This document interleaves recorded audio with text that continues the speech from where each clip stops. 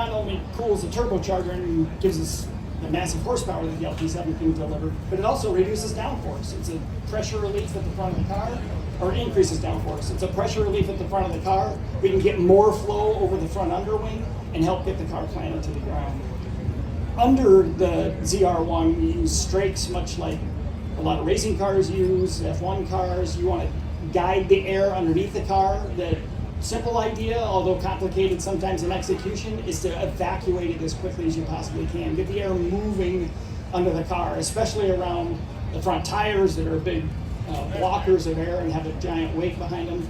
So we try to get air into that low pressure zone. When air moves faster, if you remember from physics class, Bernoulli's principle, it imparts a pressure on a surface, and so that helps keep the car planted to the ground. And of course, when you generate 1,064 horsepower, we gotta cool it off.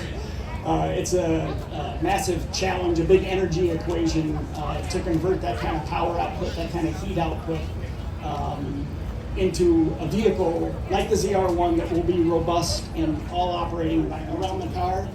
And every one of those heat exchangers needs some form of air going to it, and so some of the details that Rich talked about are clever ways not only to get air into that heat exchanger, but to do it in an efficient way.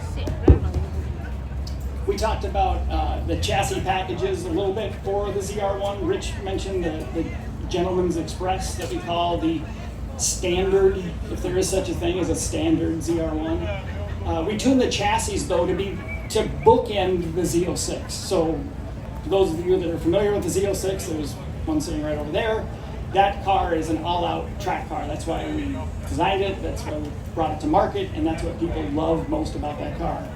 Of course, a ZR1 with its capabilities will be a track monster as well, but we also want to do a chassis package that's a little bit softer, a little more forgivable, a little more likely to be taken on a long trip and used every day.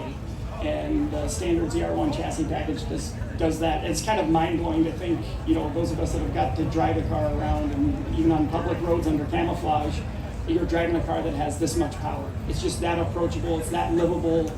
You can stay in it for a long time. It's not going to try to knock you out of the car.